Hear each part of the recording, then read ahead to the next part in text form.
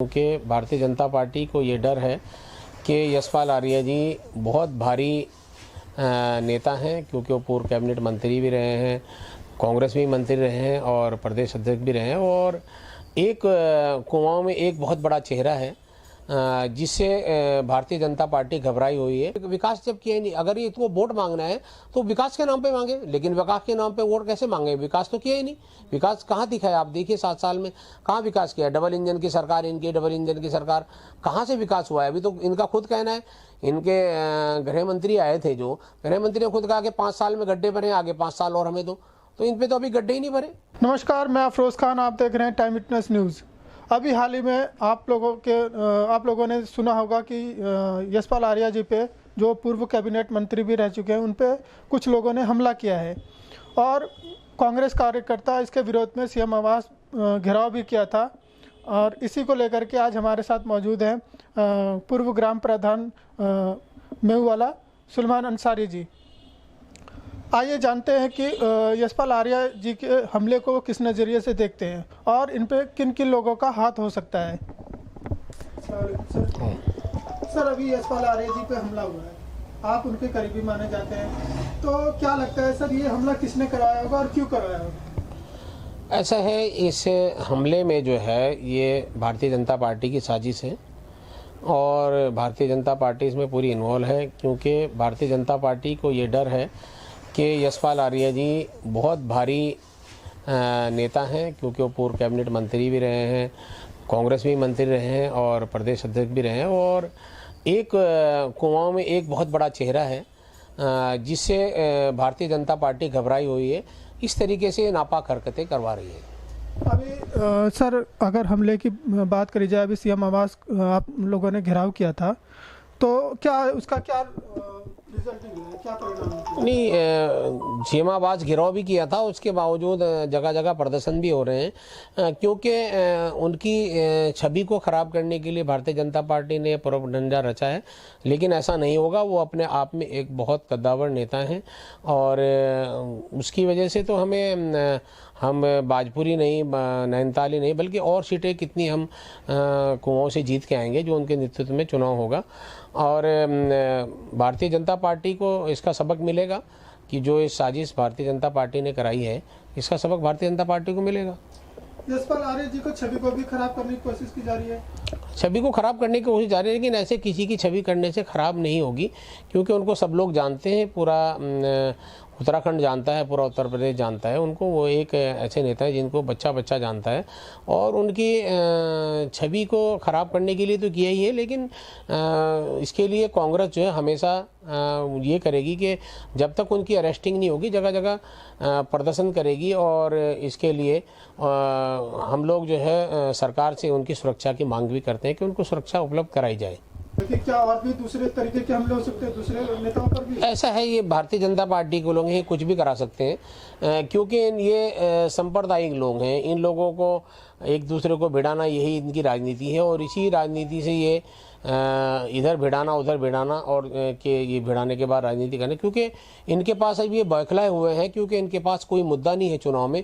कोई इनके पास ये नहीं है कि हम किस चीज़ को, कौन से विकास को लेके जाएं। मैं ये कहना चाहता हूं कि भारतीय जनता पार्टी ने विकास किया है तो विकास के नाम पे वोट मांगे। ये दंगे कराना, ये कराना, हिंदू मुस्लिम कराना, यहाँ ये कराना, वहाँ मंदिर का झगड़ा कराना, यहाँ मस्जिद का कराना, यहाँ गुरुद्वारे का कराना, यहाँ इसका कराना, यहाँ आपस में भिड़ाना, ये राजनीति क्यों कर रहे हैं जब इनको पता है कि हमने विकास जब किया ही नहीं? अगर ये इसको वोट मांगना है तो विकास के नाम पे मांगे, लेकिन विकास के नाम पे वोट कैसे मांगे? विकास तो किया ही नहीं। विकास कहाँ दिखा है? आप देखिए 7 साल में कहाँ विकास किया? डबल इंजन की सरकार, इनकी डबल इंजन की सरकार, कहाँ से विकास हुआ है? अभी तो इनका खुद कहना है, इनके गृह मंत्री आए थे, जो गृह मंत्री ने खुद कहा कि 5 साल में गड्ढे भरे, आगे 5 साल और हमें दो। तो इन पे तो अभी गड्ढे ही नहीं भरे। अभी सर, प्रधानमंत्री मोदी जी भी आए थे कुछ दिन पहले, इसको किस नजरिए से देख रहे हैं? अब प्रधानमंत्री जी मोदी जी है, मुझे बड़ी एक दुख का विषय है कि माननीय हमारे देश के प्रधानमंत्री आए हैं, अच्छी बात आए हैं तो। लेकिन ये बताइए कि उत्तराखंड के लिए कौन सा पैकेज, कौन सा कार्य जो लोग हमारे शहीद हुए हैं, जो लोग हमारे बॉर्डर पर शहीद हुए हैं, उन लोगों के लिए क्या किया है, या और विकास के लिए क्या पैकेज दे के गए हैं, या 18,000 करोड़ का बता रहे हैं कि शिलान्यास और लोकार्पण किया है। लोग हमारे यहाँ अभी आपदा आई है, आपदा के लिए क्या दिया है। लोकार्पण करने से क्या होगा, ऐसा है ना, लोकार्पण तो अभी तो उत्तर प्रदेश में भी कह के हमने जो है इसमें हम जहाज उतारेंगे, रोड बनाई है, ये करेंगे, वो तो पुराने काम हुए हैं, वो तो वहाँ पे जो पुरानी सरकार रही उन्होंने काम किए हैं। आगे अब इन्होंने लोकार्पण किया, शिलान्यास, जब काम होगा तब देखी जाएगी ना। अब ये तो जुमलेबाजी है इनकी, काम कहीं ये बताइए, पहले भी जुमलेबाजी की कि 15,000 रुपये अकाउंट में डालेंगे और ये करेंगे, बाद में अमित शाह जी ने कह दिया कि भाई ये जो है इसको तो जुमलेबाजी थी। आज किसी चीज़ के लिए भी ये कह देते हैं कि तो जुमलेबाजी है। आज आप देखिए महंगाई किस स्तर पे है। हमारे कांग्रेस की टाइम में 400 रुपये, 350 रुपये का सिलेंडर था, आज 1000 रुपये का है।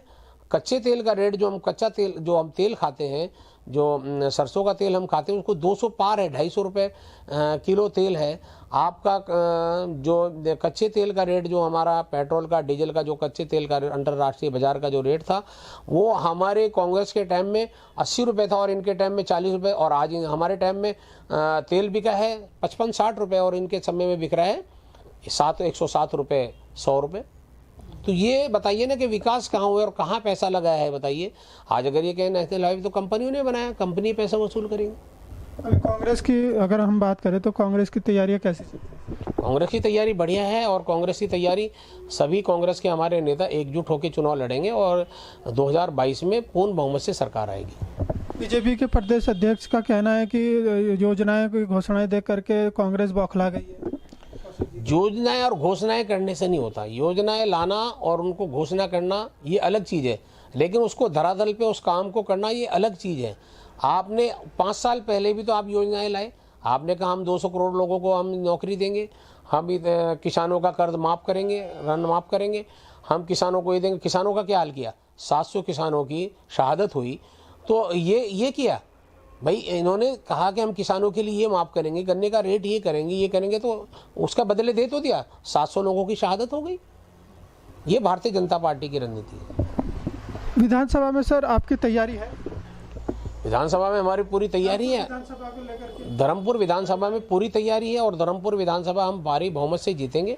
और आप दावेदारी कर रहे हैं प्रत्याशी के तौर पे? नहीं, दावेदारी हमारी भी थी, लेकिन पार्टी जिसको टिकट देगी हम उसके साथ एकजुट होकर खड़े रहेंगे, क्योंकि हमने सरकार बनानी है। हम पार्टी जो भी निर्णय लेगी हम पार्टी के साथ खड़े हैं। लेकिन मैं कहता हूं कि हम उत्तराखंड में ये जो हमारी धर्मपुर विधानसभा है पूर्ण बहुमत से जीतेंगे, और यहाँ और हमारी सरकार भी बनेगी।